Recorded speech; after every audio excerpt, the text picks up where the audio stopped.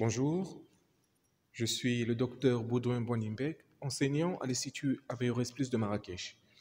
Aujourd'hui, dans le cadre du cours Soins infirmiers et pathologie en médecine des polyvalents deuxième année, nous allons parler de certains gestes importants que doivent réaliser les infirmiers au cours de leur travail quotidien.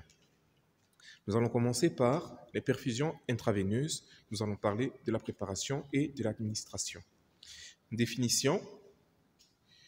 La perfusion intraveineuse, ici, il s'agit d'administrer des solutés, des médicaments, dans un but thérapeutique ou diagnostique, de façon continue, par voie veineuse, par gravité, c'est-à-dire qu'on laisse la perfusion couler toute seule, ou par une pompe volumétrique, ce qu'on appelle en général, dans certains cas, les SAP, les seringues autopulsées, dans lesquelles on peut programmer quelle est la quantité de soluté, de liquide, de médicaments qu'on veut faire passer par minute ou bien par heure au patient. Ces indications sont simples. Elles se font uniquement sur prescription médicale. Il faut savoir que c'est en général pour une administration, pour un traitement donné. Donc il faudrait attendre l'indication du médecin pour pouvoir passer un médicament en soluté en intraveineux.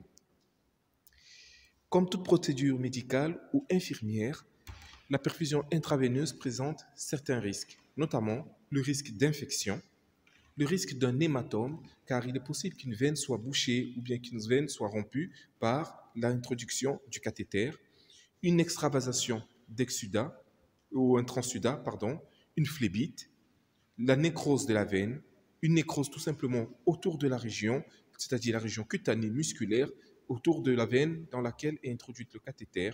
On peut avoir une lymphangite. Alors, il faut des préventions et des précautions particulières pour ce type de geste. Notamment, il est nécessaire d'avoir une asepsie rigoureuse lors de la préparation du soluté à perfuser et de sa pose pour éviter notamment le risque d'infection dont nous avons parlé. Lors des produits à ajouter, il faut choisir surtout ceux qui sont en dose unique qu'en dose multiple. En dose unique, ça nous permettrait d'avoir moins de manipulation sur la perfusion et de réduire ainsi le risque infectieux. Il faut une désinfection de toutes les surfaces à perforer pour éviter ici une vénite, c'est-à-dire l'introduction d'une substance bactérienne ou bien virale à l'intérieur de la veine qui pourrait se conclure par une infection.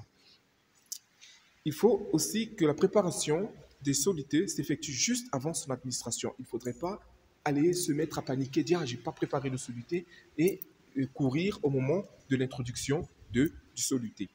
L'injection des médicaments dans le flacon du soluté doit se faire avant la pose de la tubulure. On prépare notre matériel, on prépare notre flacon et après on pose la tubulure.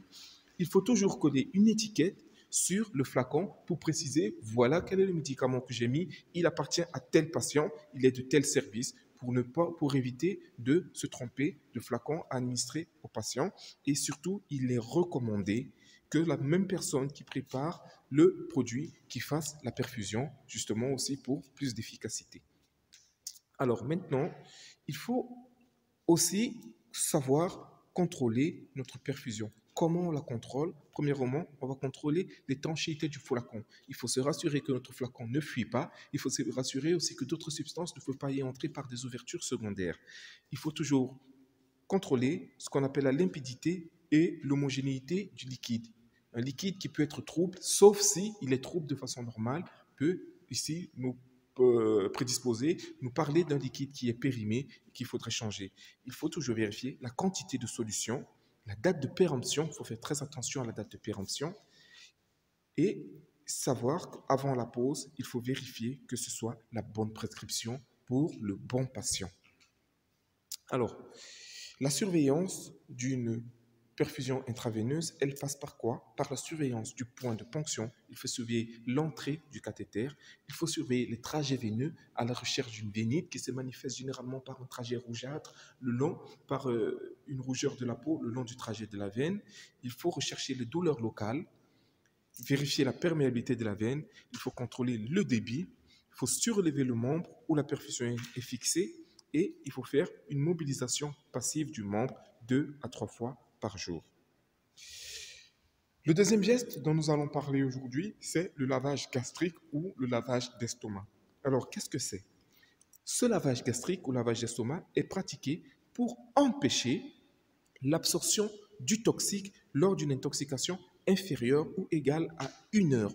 Au-delà d'1 heure, il faut savoir que le produit a plus de chances d'être déjà passé dans la circulation générale et le lavage gastrique aussi la plus grande importance. Donc avant 1 heure, et si la substance toxique est susceptible de menacer le pronostic vital. On ne va pas le faire pour toutes les substances. Un enfant qui a mangé du charbon, ce n'est pas la peine d'aller lui faire un lavage gastrique. Mais un enfant qui a pris du paracétamol de façon accidentelle, à grande importance, il faut lui faire un lavage gastrique car c'est un produit qui est potentiellement, non, qui est très toxique.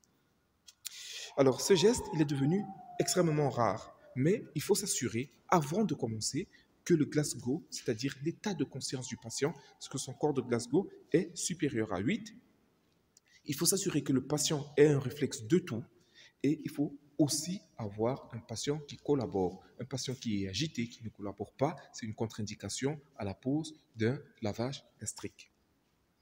Les indications du lavage gastrique sont désormais limitées à une injection aiguë, c'est-à-dire moins d'1 heure, d'un toxique lésionnel, comme par exemple le paracétamol. Vous savez que la prise de paracétamol à forte dose peut entraîner des problèmes hépatiques et peut entraîner ce qu'on appelle une hépatite médicamenteuse qui peut entraîner la mort immédiatement.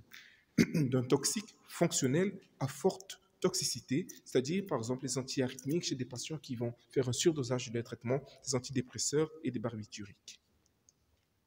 Les contre-indications du lavage gastrique ici sont, premièrement, lorsque les réflexes de protection des voies aériennes sont absents, notamment le réflexe de toux, c'est-à-dire chez les patients qui n'arrivent pas à avoir un réflexe de toux, ni un réflexe de déglutition, ni un réflexe nauséeux lors de la pose d'une sonde gastrique, par exemple.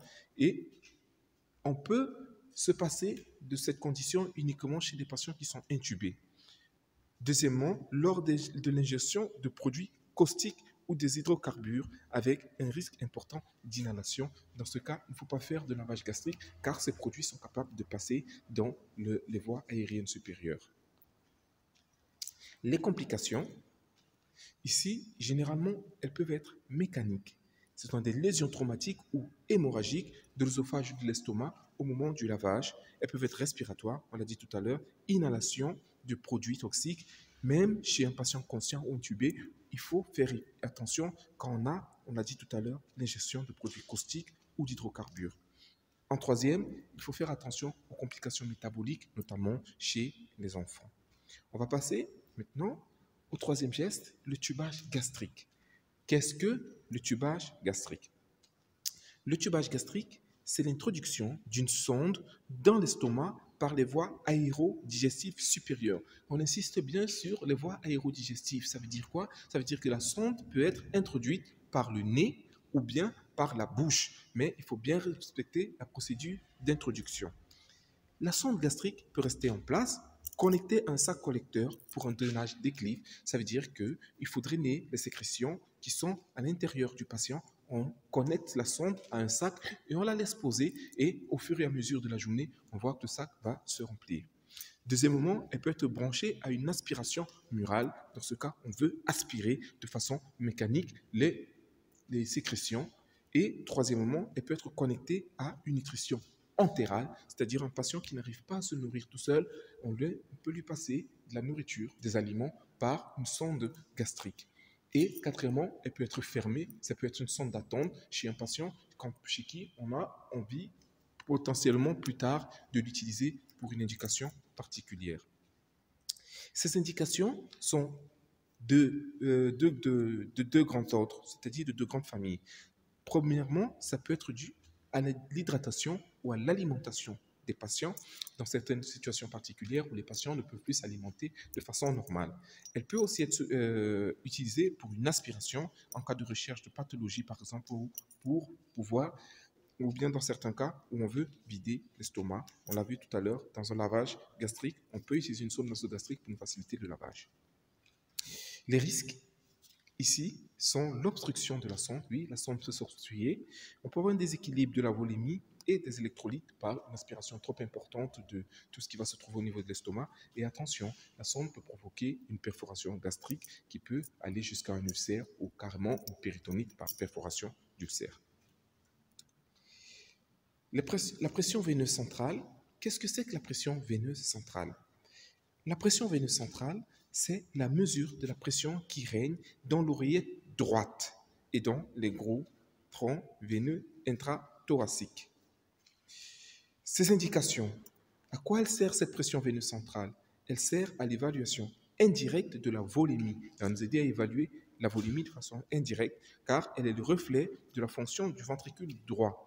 Mais il faut faire très attention. Il faut savoir que même si la fonction cardiaque gauche il faut savoir que la fonction cardiaque gauche peut être altérée même en présence d'une pression veineuse centrale normale. Parce que il est bien possible qu'on ait un problème à gauche. Notre pression veineuse centrale, elle mesure ce qui se trouve à droite. Donc, ça ne va pas nous indiquer si un problème de santé du côté gauche du cœur.